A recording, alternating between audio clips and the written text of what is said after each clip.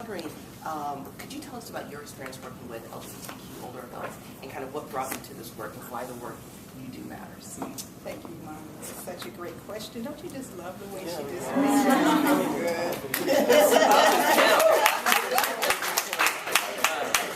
good. Love this panel. Thank you. So I wrote down because I could talk forever, so I'm reading and talking at the same time. My current work is with LGBTQ SGL elders, and everybody knows SGL? Why don't you tell us? Same gender loving. All right, and it's used often in the African American community with older adults. And housing issues. What I've found is that housing or lack of housing is a public health issue and impacts all quality of life issues. However, my initial research, which Imani spoke of, was about ageism and heterosexism among African American lesbian and gay males. And that really pinned me to working with older LGBT adults. I learned a lot about what being old and being gay and being black could feel like. So many people reported a disconnect within the African American and mainstream communities, an interloper within the general LGBTQ communities, and a leper within the faith communities. One lesbian cited family members being okay on the outside, but not letting her and her partner keep the children overnight, keep her nieces and nephews overnight. A gay male stated that he will not come out to his current doctors because they think that all gay men have HIV. And one man mentioned, and I think Don talked about this today, or Judy talked about this today, one man mentioned that he lost more than 100 friends to the HIV/AIDS epidemic. He said, "Good new friends are good, but there's nothing like old friends." And he started crying, and that was one of the saddest moments. A lesbian recounted being a longtime active member in her liberal church. She was a deacon. She found a woman she wanted to marry and asked the minister to marry her.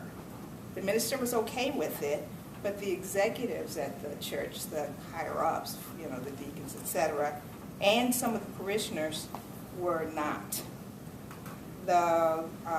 They would not marry her and asked her to leave the church. So she left the church, and it's just been recently that she's connected to a church. In my research, a gay man relates that being a young child in church, a preacher hollers from the pulpit, "We ain't hatching no faggots up in here." And he was sitting right next to his mother, and the folks in the church were saying, "Amen." So you see many folks, LGBT elders, feel an inordinate sense of loss as they try to bring their whole selves to the world. And so there's a sense of loss around aging as well. People begin to treat you differently. Judy spoke about that. One person has to speak loud, talks about having to speak louder, to say things, to be heard. I started coloring my hair. I'm not a natural blonde. Okay. Another person spoke of the assumption that they don't know anything anymore. People treat them not like they are an educated person, but like they're a stupid person, maybe sixth grade education. And then there are the physical limitations, right? They might include not driving anymore, being seen as a relic. In the LGBTQ population, men tend to think they're over the hill at 30 and women at 45. It's true. A gay male told the story of going to a club and actually having people call him dinosaur, and why was his old ass not at home? My work in housing for LGBT elders began with my dad having to go to a retirement living facility. He was a middle-class guy with enough money to go in one of two good ones. However, even with me, my wife, my stepmother, being his advocate, it wasn't enough. We actually pulled him out. He went incontinent and came out incontinent. The staff was nice enough, but that ratio, maybe it wasn't enough. But they didn't really care. They didn't have time. They didn't care that he was a minister. They didn't care that he was middle class. They didn't care that he was a pillar of the community. They didn't care that he was a beloved member of the family. What they knew that he was room 226, and his ongoing needs, along with everybody else on that floor, needed to be taken care of. And so after he died, I remembered that, and I wanted to figure out what would happen if he had been a gay man, an out gay man. What would have happened had he been a transgender person? What would have happened had he been a flaming queen? I have a lot of friends that they're all over the place. There's research that when people go in to a facility, we talked about that a little this morning, that they don't want their friends to come see them because their friends might be flaming or butch or whatever term, not in the regular mainstream. So the work, and there was a recent lawsuit. I don't know if we have any Lambda legal people in here, but there was that recent lawsuit about the woman in the nursing home who shared that she raised her son with her partner, her female partner, and all hell broke loose. Look it up. The staff, what I want to say though is the staff and the administration did not protect her. So the work I do in creating brick and mortar matters, back to your question. The work I do in providing LGBTQ SGL culturally affirming workshops for government agencies, nursing homes, retirement facilities matters. It changes the environment since we cannot build ourselves out of this, right? The first Mary's House for older adults is communal housing, and it's from the house that my dad left me, 15 studios in a housing complex. We finally got the zoning commission to say that it is a continuing care retirement community we've been working on for.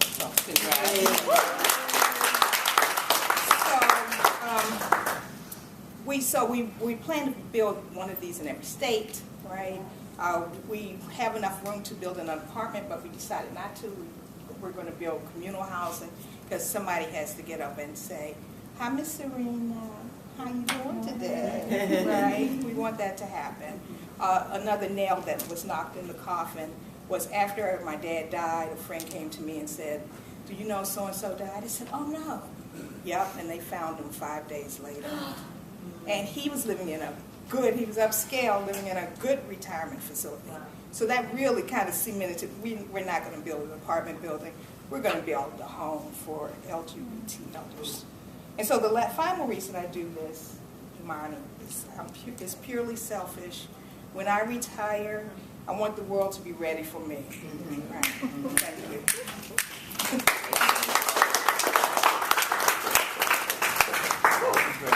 I appreciate it. Thank you.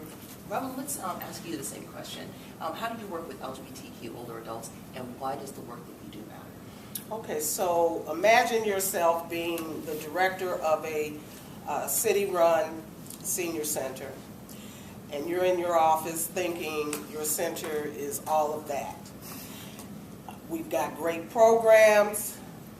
We offer a wide variety of services to seniors 60 years of age and older.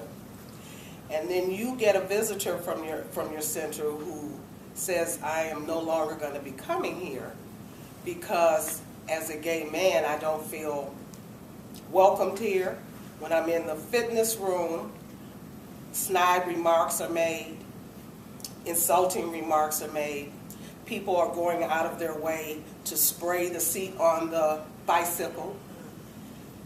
And so I'm coming by your office to let you know that this is going on."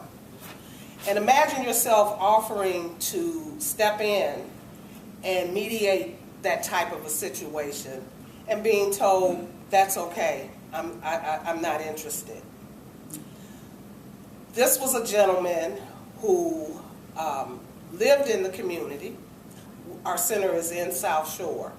So he should not have to go anywhere else for those kinds of services or just to work out because he's right up the street. Imagine yourself having worked in the civil rights movement. And although we know that Dr. King was the face of the movement, although we know that Dr. King was a great man and he died for this movement, imagine that you worked closely with Bayard Rustin, who was the chief architect of the civil rights movement, and not feeling welcomed in a city-run, governmental-run center. And so, it took me a while because, first of all, I'm hurt because just the fact that you were next to Bayard Rustin, you're a superstar. So someone who has given their life to that type of movement should not be subjected. Nobody, but for me, someone who has given their life and dedicated their lives to the civil rights movement, to the movement of black people and being ostracized by the very people who are benefiting from some of those gains. So working in a governmental setting has a lot of limitations because we have to deliver services to all of the seniors of the city of Chicago. And so my goal has been, ever since that happened about 1.5 years ago, is to sensitize not only my staff, who can often come in and say, Robin, there's a senior out here with the complaining, he's one of those. Having to educate your staff after you take a deep breath and think about ways in which you're going to sensitize even the population of seniors who come. We have nice little placards around the center that speak to discrimination and our stance against it. And we know we can't legislate, that kind of thing. But really connecting, trying to come up with ways to work with the staff and with the seniors on this issue. So I was privy to attend a session that Jacqueline Boyd moderated for the Southeast Provider Council. I don't know if you remember that. It was just last year. And what I even sensed in that room was that lots of the providers didn't have a clue. And so I recommitted myself to making sure in some kind of way, and one way is I'm going to get into that SAGE training, so that I am properly prepared to speak to these issues without getting emotional. Thank you so much, Robin.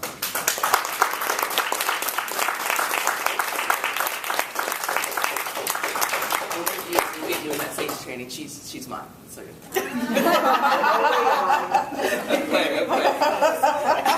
we'll get you there. Phyllis, the same question. How do you work with LGBTQ older adults, and why does your work matter?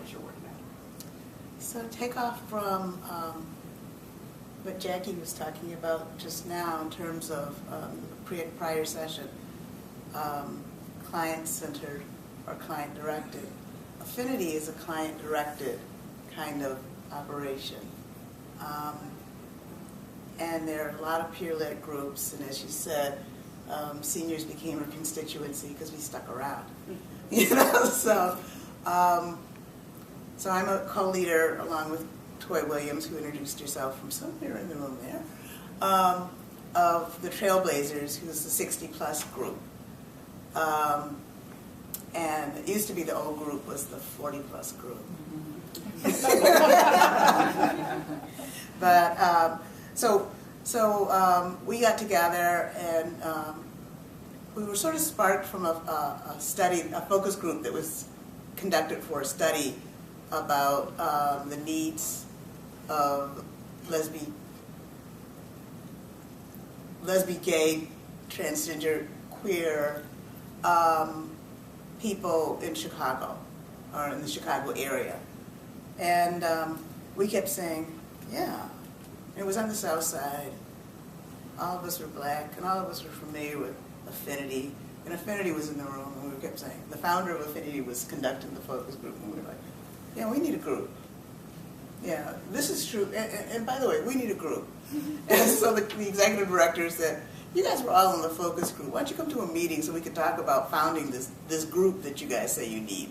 And so we did, and we came up with a mission that said, well, we need a group that will help advocate for ourselves and our needs, that will help us learn our needs as we encounter older age for the first time, that will give us a social platform, allow us to have fun with each other, and that will help us support each other. And so out of that came the Trailblazers. And we're about 3 years old, and we do a variety of programming. We've had a dance for the last several years. As the ACA was coming into being, and we talked about the ACA and its impact, otherwise known as Obamacare, and its impact on Social Security. We talked about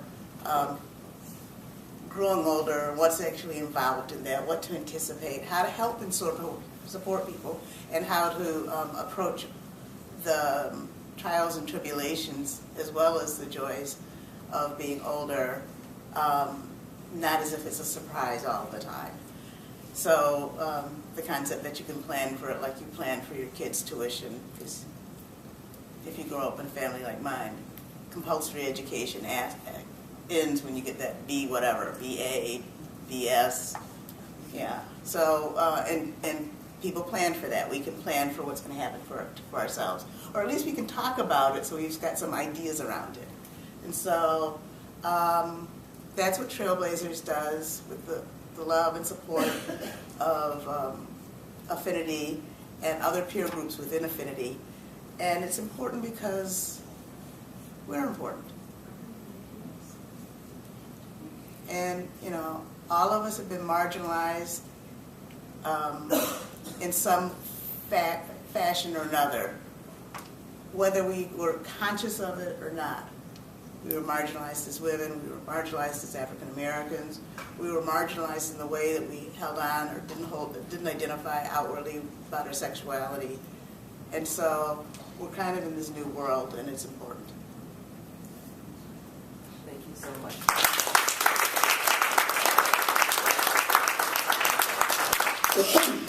So a common theme that I'm hearing on the panel is that you try to be cognizant of someone bringing their whole self to organizations, to the work, and in order for you to do the work that you do, that you have to consider those things. And so the word that we typically use is intersectionality when we talk about this. And briefly, it's become a bit of a buzzword, so I think we should do just a quick introduction. When we're talking about being intersectional, we're talking about the parts of your identity that help shape you, the unique experience that you have. So, for instance, if we were having an Affinity decided we're going to have a women's group, it would be an intersectional fail if we weren't considering the impacts of race, of sexual orientation, of socioeconomic class, of all the identities that help shape someone as a woman. That would be a fail if we didn't look at that. And so that's what we mean when we talk about intersectionality. And I'm wondering, how does the concept of intersectionality and working with people with multiple marginalized identities, how does that play a role in your work? Dr. Woody, let's start with you. Well, you know, it plays a role in my housing work because I'm talking about affordable housing. So just right there, we're talking about people with different socioeconomic incomes, and usually it's low incomes, not moderate incomes. So right there, we're talking about poor people, usually, and talking about housing. And I live in Washington, D.C., which is the first place we're building this house.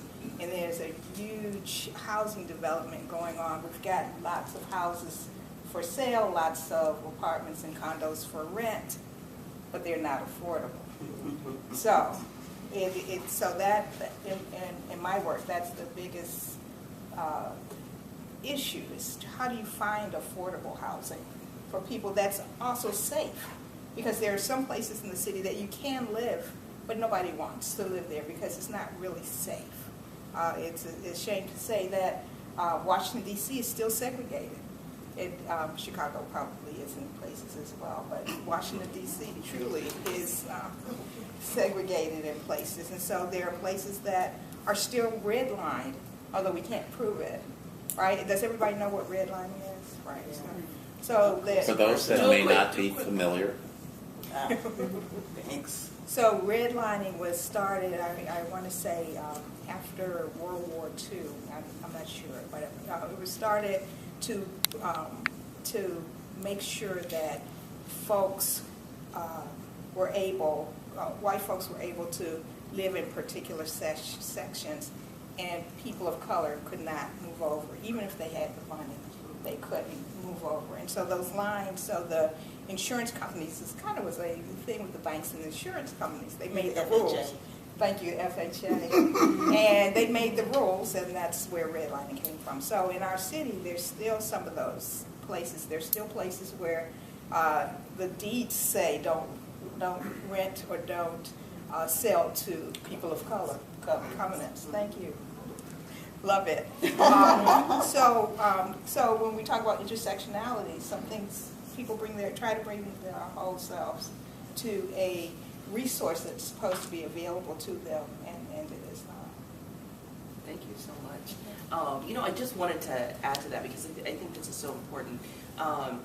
After the GI Bill made it possible for a lot of things, but one of the things it made possible is for people to purchase homes for the first time because it created a system where for the first time you didn't have to purchase a home outright. It's something very similar to how folks purchase homes now. You put money down and then you're able to pay at a relatively low interest. And this was obviously government subsidized, but what we saw is that though this was available to all the GIs, that it was separated in terms of race where you could actually buy houses, and that's sort of what you're getting at. And this redlining that happened really did create neighborhoods where some people could acquire wealth and some people weren't able to acquire wealth. And that's something, I don't know that that was the intention or that anyone would have thought that it would translate to the way that gentrification works in cities like Chicago and DC, and it would still happen in this day and age. But we do have to remember when we're talking about intersectional approaches and failures that some of these were government subsidized, and so let's be really thoughtful about that. And I just felt like it would be really important to say that because you mentioned it. Thank you so much. Thank you. No, thank you. Robin, let's ask you the same question. So how do you see the concept of intersectionality playing out in your work, and how do you work with people that with multiple marginalized identities, and how do you see that at play?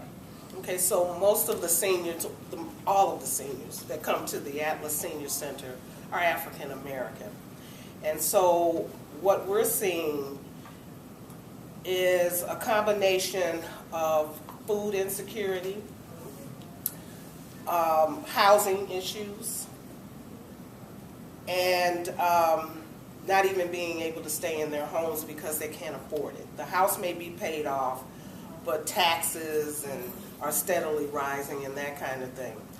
So I'm seeing it play out where, particularly in the food insecure area, where people have more month than they do food or money. And so we've created some programs and some partnerships with like a Greater Chicago Food Depository to bridge that gap. Thank you so much, Robin. Phyllis, same question. How does the role of intersectionality play out in the work that you do? In Trailblazers, what's interesting is that, I came out when I was older than 35. It wasn't 35. It was sometime after that. Sometime before 40, though.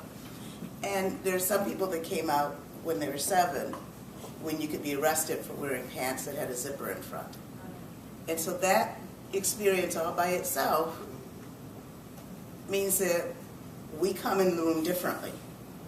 There are different socioeconomic groups. There's some people that, as I said earlier, my parents expected me to go to college. They expected my friends to make wise decisions about that, but they expected me to go to college. And so some of the people in our group went to college because their parents were very similar to mine, and others were the first in their family to go to college.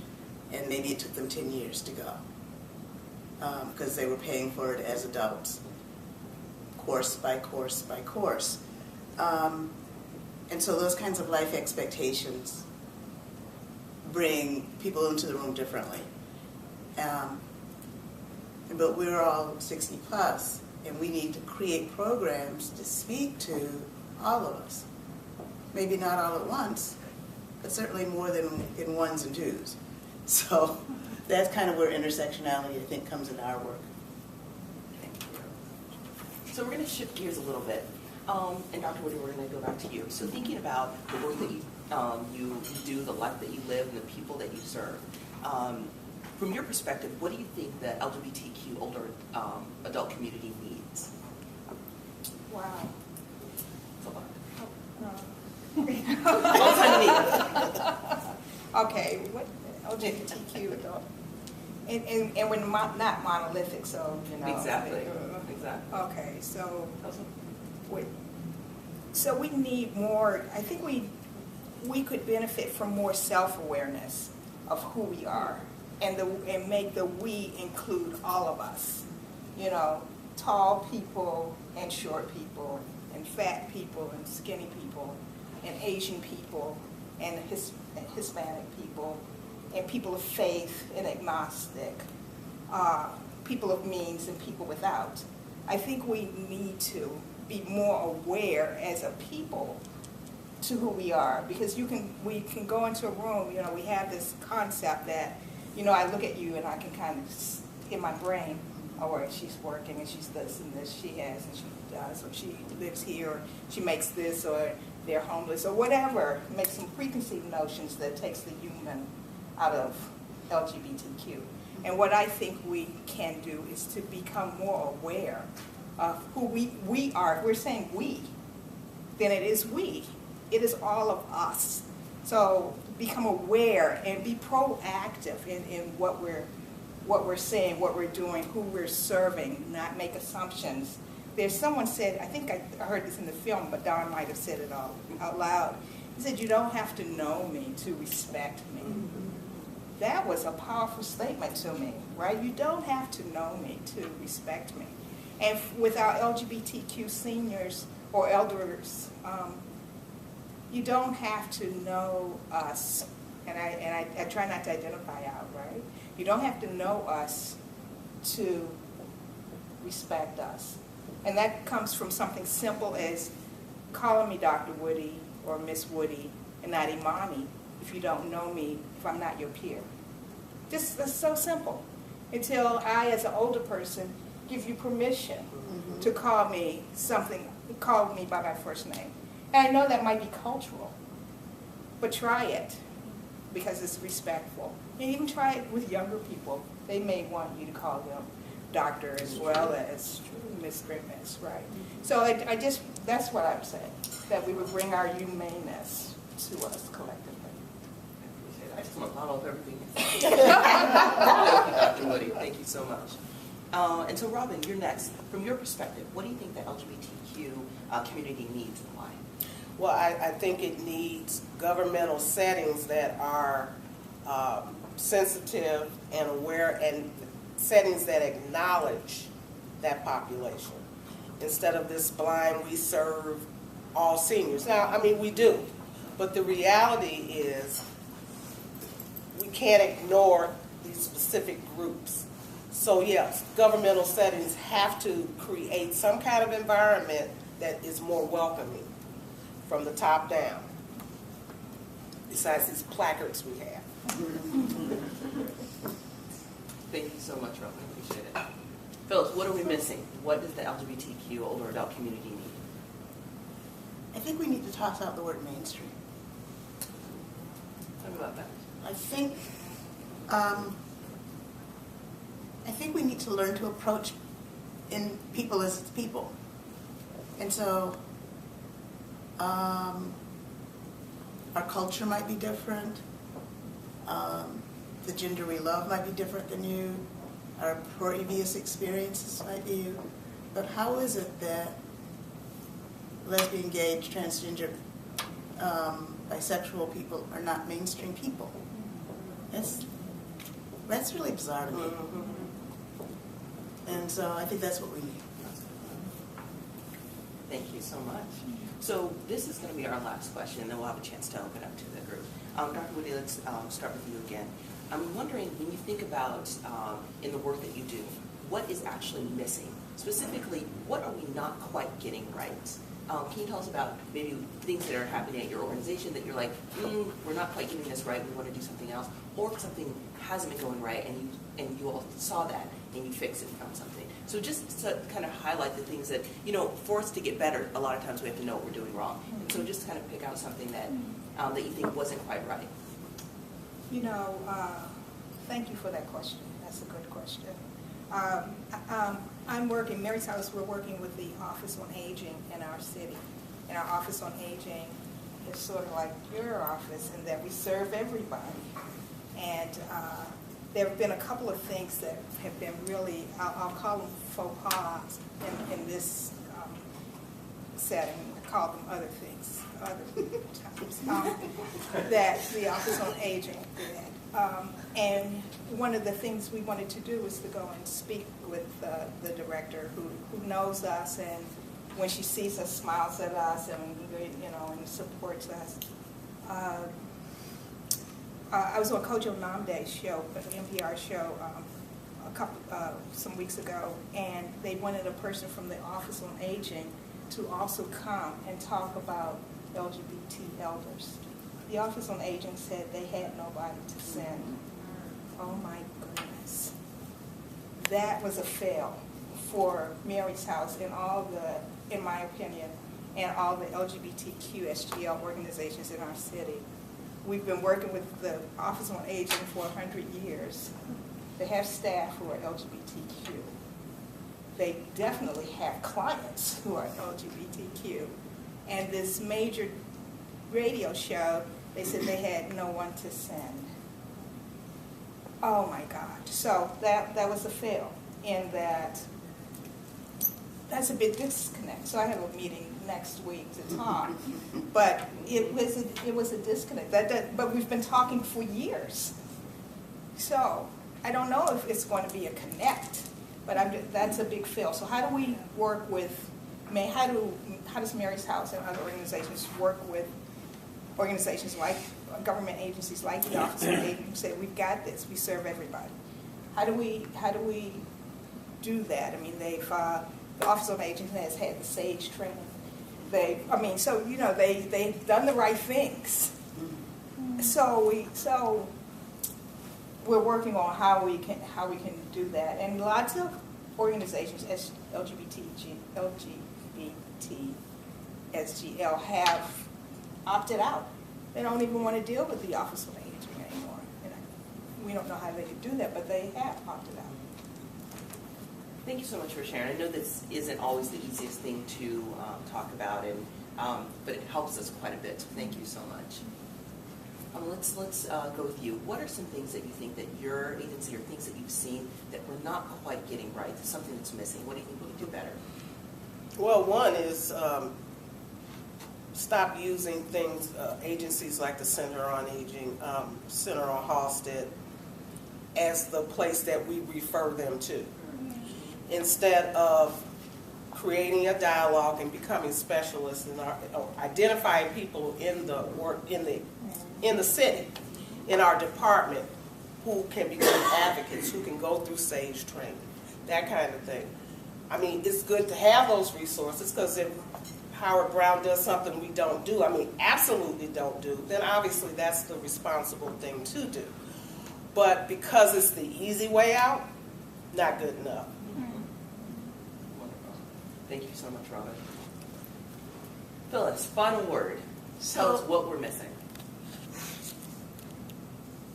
So I think, one of the things that we just had, Trailblazers just had a planning meeting. We had just a meeting and we brainstormed things we wanted to do. And the thing I liked about that was, for a while, we were just getting started this year because we kept saying, well, we need so-and-so to say such and such to us. We need this, that, and the other to tell us this. In other words, we needed people to give us permission. And finally we said, no, we're just going to go ahead. And we're going to, and so I think you get to be 60 plus by successfully following some set of rules. Maybe not the same set of rules, but some set of rules. And working within some kind of structure. And I think that for constituents, it's time for us to say, well, we're just going to go ahead and do this. And work it out. But we need to have the confidence that when we start working it out, that there's a back to our chair. That we don't just lean back and cascade over. God only knows, I might not get up, because that wouldn't be good. I got you. But, yeah, okay, good.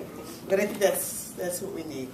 And we need permission to actually go into agencies like the senior centers in Chicago and say, and some private centers and say, well, No, they may have something in their mission that says, you know, really on the down low, we don't want you here.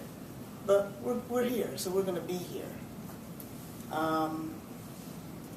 And so we need allies and advocates that we know we can go to.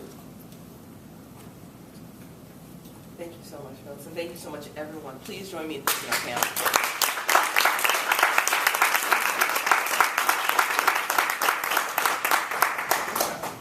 Oh, we did it. So we have some time left over for questions.